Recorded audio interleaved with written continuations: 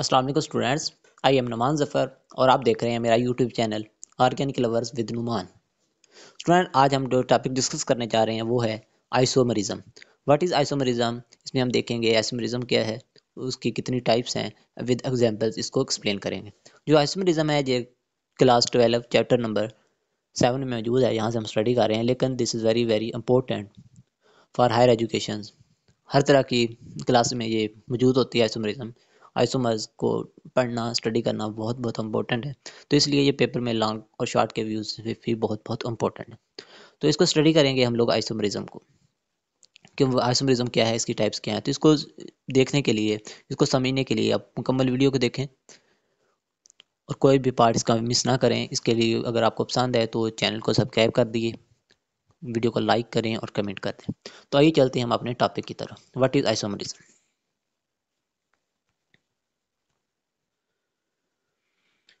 The concept of isomerism ये very very important in organic chemistry, कि हमारे पास दो या दो से ज़्यादा ऐसे कंपाउंड्स जिनका मॉलिक्यूलर फार्मूला सेम हो लेकिन उनका स्ट्रक्चर फार्मूला और उनकी प्रॉपर्टीज डिफरेंट हो एक दूसरे से, उसे कहते हैं कि these are isomers to each other and they are जो phenomena to explain them is called isomerism. जो हमारे पास स्ट्रक्चर फार्मूला होता है वो हमें डिफाइन करता है कि हमारे पास जो बॉन्ड्स हैं उनकी फॉर्मेशन क्या है, जो हमारे पास एटम्स हैं उनकी अरेंजमेंट क्या है। जो जो सबसे सिंपलेस्ट हाइड्रोकार्बन है जिसको हम कह सकते हैं कि इसके हम आइसोमर्स बना सकते हैं, वो है हमारे पास ब्यूटेन, जिसका फार्मूला है C4H10। तो देखते हैं कि जो हमारे पास ब्यूटेन है इसके कितने स्ट्रक्चर्स बन सकते हैं। जो हमारे पास ब्यूटेन है इसको हम टू स्ट्रक्चर की मदद से एक्सप्लेन कर सकते हैं कि इसका जो फार्मूला है, इसके दो आइसोमर्स बनते हैं, कि इसको टू टाइप से स्ट्रक्चर टाइप से लिख सकते हैं जिनमें कार्बन की तादाद 4 और हाइड्रोजन 10 होते हैं। जो सबसे ये क्वेश्चन बहुत ही इंपॉर्टेंट है कि हमारे पास एमसीक्यूज में, कि सबसे सिंपलेस्ट हाइड्रोकार्बन कौन सा है कि जिसका स्ट्रक्चर आइसोमर्स बन सकता है, वो है हमारे पास ब्यूटेन। उसके जो लोअर हैं like ethane, methane, alkane, propane, उनके हम आइसोमर्स नहीं बना सकते, उनकी आइसोमरिज्म नहीं होती। तो आइए अब चलते हैं, हम देखते हैं कि हमारे पास जो ब्यूटेन है उसको कितनी टाइप से लिख सकते हैं और कौन कौन सी टाइप से लिख सकते हैं। अब देखें हमारे पास जो ब्यूटेन था, साइक्लोब्यूटेन, आप देखें एक हमने बनाया है एन ब्यूटेन, एक बनाया है आइसोब्यूटेन। जो एन ब्यूटेन है उसमें आप कार्बन को काउंट करें तो कार्बन की तादाद बन रही है 4। अगर हम उसमें हाइड्रोजन को काउंट करें तो वो बन रहे हैं 10। तो इस तरह हमारे पास C4H10।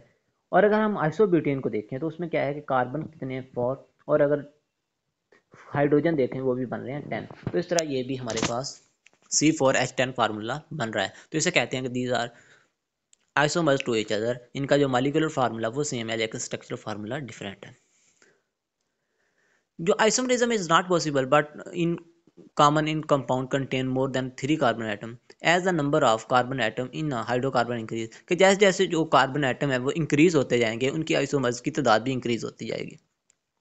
जैसा हमने देखा कि हमारे पास ब्यूटेन में इसके दो आइसोमर्स बन जाते हैं, तो इस तरह जैसे जैसे कार्बन की तादाद बढ़ती जाएगी जो हमारे पास आइसोमर्स हैं वो भी बढ़ते जाएंगे।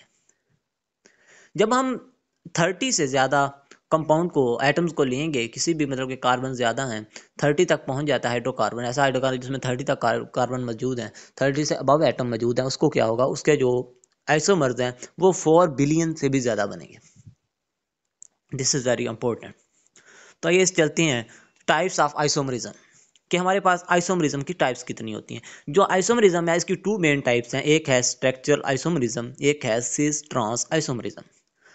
First of all we see structure isomerism, के हमारे पास स्ट्रक्चर आइसोमरिज्म क्या है।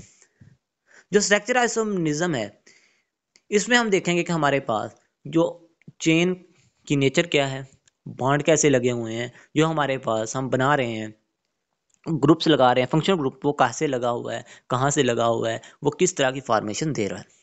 तो सबसे पहले हम देखते हैं स्ट्रक्चर आइसोमरिज्म, इसकी टाइप्स हैं आगे। तो जो फर्स्ट टाइप है वो है chain isomerism. This type of isomerism arises due the difference in the nature of carbon chain, कि हमारे पास जो कार्बन चेन है उसकी नेचर की पर डिपेंड करता है। फॉर एग्जांपल फॉर पेंटेन, की जो पेंटेन है C5H12 और फॉलोइंग अरेंजमेंट आर पॉसिबल, कि उसमें कौन कौन सी अरेंजमेंट होती है उसको देखते हैं।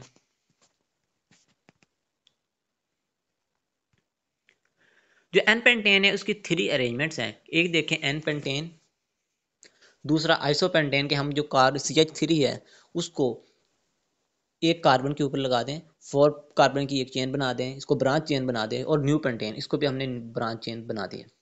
तो इस तरह थ्री अरेंजमेंट ऑफ पेंटेन की हमारे पास बन सकती हैं। इस तरह ये नेचर ऑफ कार्बन क्या है कि ये चेन है लीनियर, उसके बाद ये ब्रांच चेन है और ये भी ब्रांच चेन है।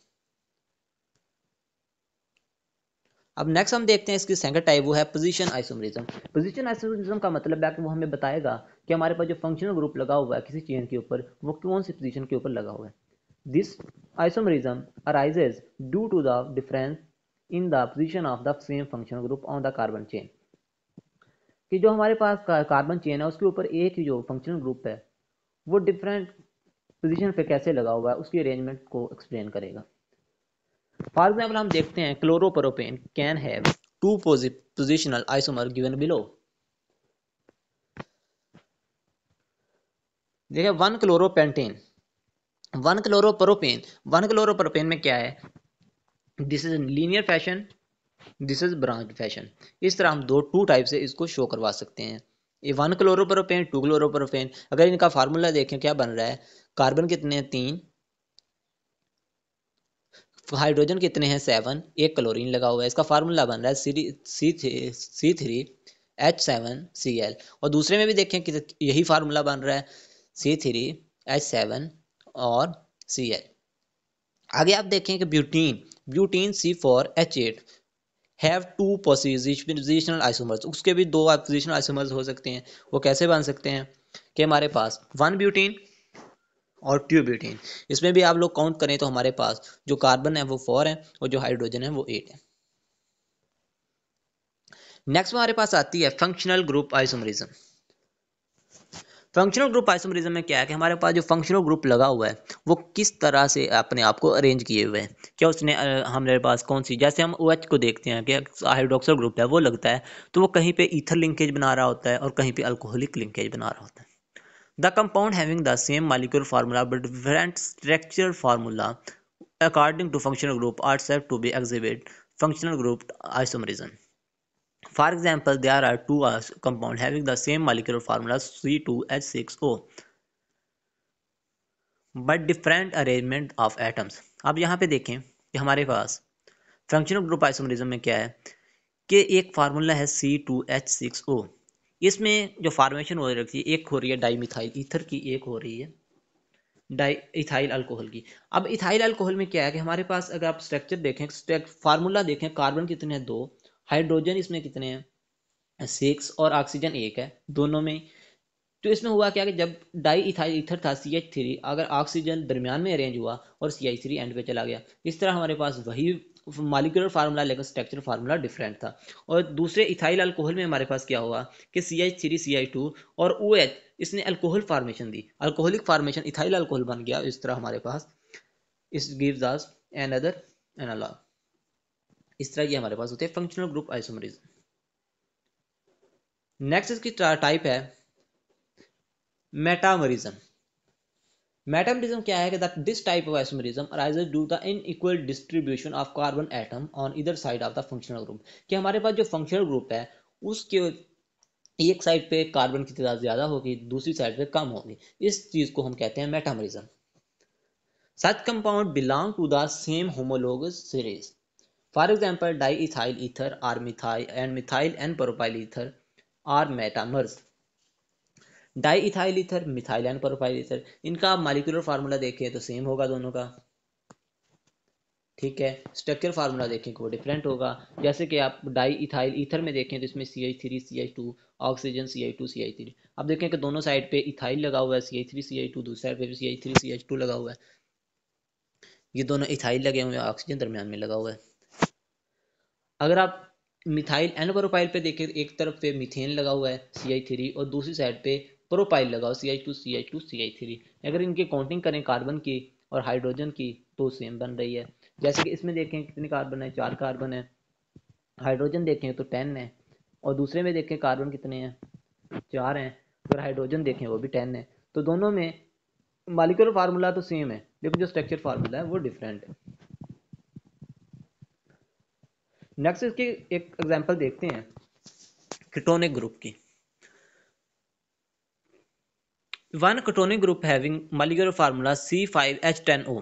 इसका जो मॉलिक्यूलर फार्मूला है वो C5, कार्बन कितने हैं 5, हाइड्रोजन कितने हैं 10 और ऑक्सीजन है 1। The following two metamers are possible. इसके दो मेटामर्स बन सकते हैं, जैसे हमने बनाया डाई इथाइल कीटोन और मिथाइल एन प्रोपाइल कीटोन। अब इसमें क्या था, डाई इथाइल कीटोन में हमने एक तरफ CH3CH2, दूसरी तरफ CH3CH2 और कार्बन डबल बॉन्ड हो, यह स्ट्रक्चर फार्मूला था। इसमें क्या किया, इथेन है वन साइड पे इथेन और वन साइड पे एन प्रोपाइल, और हमारे कार्बन डबल बॉन्ड हो ऑक्सीजन इस साइड पे लिए गए। तो इस तरह unequal distribution of carbon atoms जो शो कर रही है कि इसमें मेटामर्स बन सकते हैं। नेक्स्ट आते हैं टाटोमरिज्म की तरफ। This type of isomerism arises due to shifting of proton from one atom to other in the same molecule। इसमें हम देखते हैं कि हमारे पास टाटोमरिज्म में क्या होता है कि एक ही मॉलिक्यूल है, उसमें प्रोटॉन शिफ्ट होता है एक उसी एटम का मॉलिक्यूल के अंदर दूसरे एटम पर। तो इस तरह इसके ऊपर ये अपने एन आइंस देता है, आइंस बन जाते हैं और ये होती है हमारे पास टाटोमरिज्म। अब देखें हमारे पास स्ट्रक्चर है RCH, साथ में NH2 और कार्बोक्सिलिक एसिड लगा हुआ है, दो ग्रुप COOH लगा हुआ है। अब क्या होता है, जो कार्बोक्सिलिक एसिड का हाइड्रोजन है ये शिफ्ट हो जाए NH2 के पास। जब ये NH2 के पास आता है तो NH2 NH3 बन जाता है, ये NH3 के ऊपर आ जाता है पॉजिटिव चार्ज, और कार्बोक्सिलिक एसिड जो था इसने अपना प्रोटॉन दिया तो इसके ऊपर आ जाता है नेगेटिव चार्ज। तो देखिए ये आपके पास ज़्विटर आयन बन गए और ये होती है टाटोमरिज्म। और इनके मॉलिक्यूलर फार्मूला देखेंगे तो ये सेम होगा, और स्ट्रक्चर फार्मूला में क्या होगा, ये आयंस बन गए। एक क्या हमारे पास विदाउट आयंस है, एक आयंस बन गए। तो इस तरह हमारे पास ये होती है टाटोमरिज्म। ये भी नेक्स्ट जो सेकंड मेन टाइप है हमारी आइसोमरिज्म की, वो है सिस ट्रांस आइसोमरिज्म और geometric isomerism. Two carbon atom joined by a single bond are capable of free rotation about it. कि हमारे पास कोई भी कार्बन एटम है,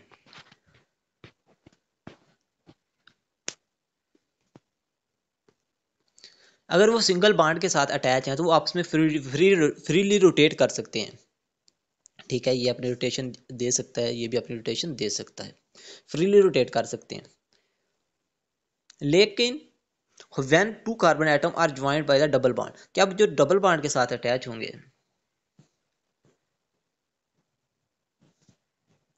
अब देखिए जो डबल बॉन्ड के अटैच हैं वो फ्रीली रोटेट नहीं कर सकते, क्योंकि देखो डबल बॉन्ड है, डबल बॉन्ड की वजह से वो आपस में फ्रीली रोटेट नहीं कर सकते। इसलिए इसको हम देखते हैं कि इसमें जो फंक्शनल ग्रुप्स लगे होंगे, अब यहाँ पे भी कोई फंक्शनल ग्रुप लगा होगा आर, इधर भी कोई आर लगा होगा, इधर कोई फंक्शन ग्रुप लगा होगा, कोई फंक्शन ग्रुप लगे होंगे।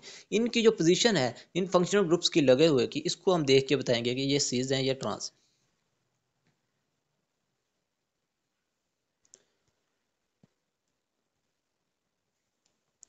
Such compounds which possess the same structural formula but different with respect to the position of identical groups in the space are called cis-trans isomers, and the phenomena is known as cis-trans or geometric isomerism।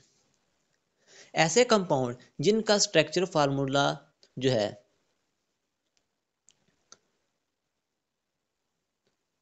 वो same होगा, लेकिन उनकी difference क्या होगा कि just उनके जो position पे आइडेंटिकल दो उनके ऊपर लगे हुए हैं फंक्शनल ग्रुप, दोनों आपस में सेम है, दोनों फंक्शनल ग्रुप आपस में सेम है, लेकिन क्या होता है कि वो एक दूसरे के पोजीशन उनकी थोड़ी सी चेंज हो जाती है, तो उसको हम कहते हैं कि ये एक दूसरे के सीज और ट्रांस हो सकते हैं।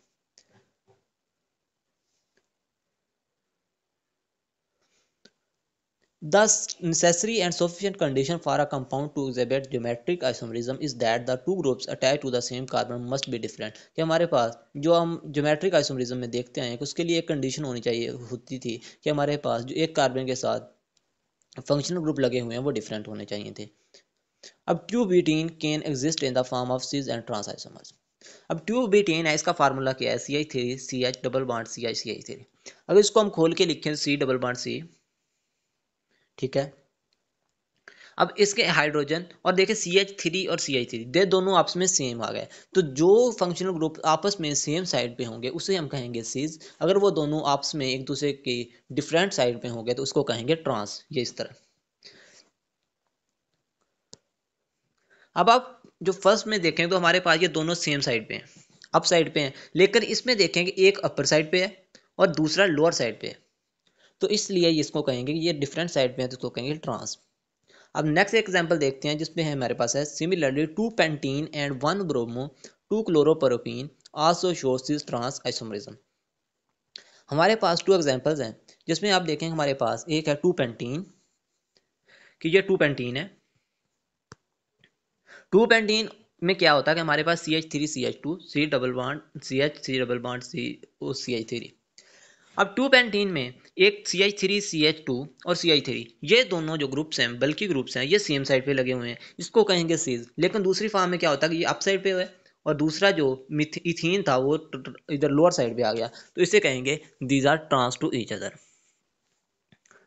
अब नेक्स्ट हम देखें 1 ब्रोमो 2 क्लोरोप्रोपीन।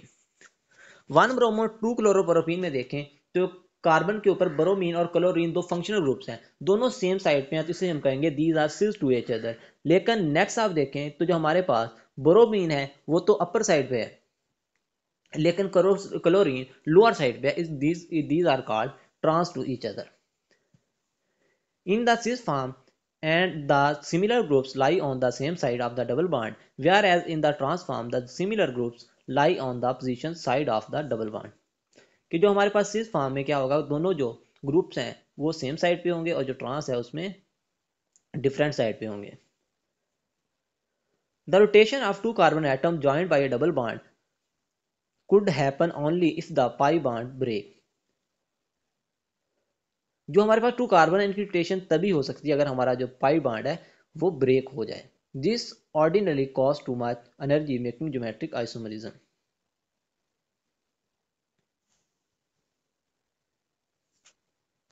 अब इसमें आप देखें कि हमारे पास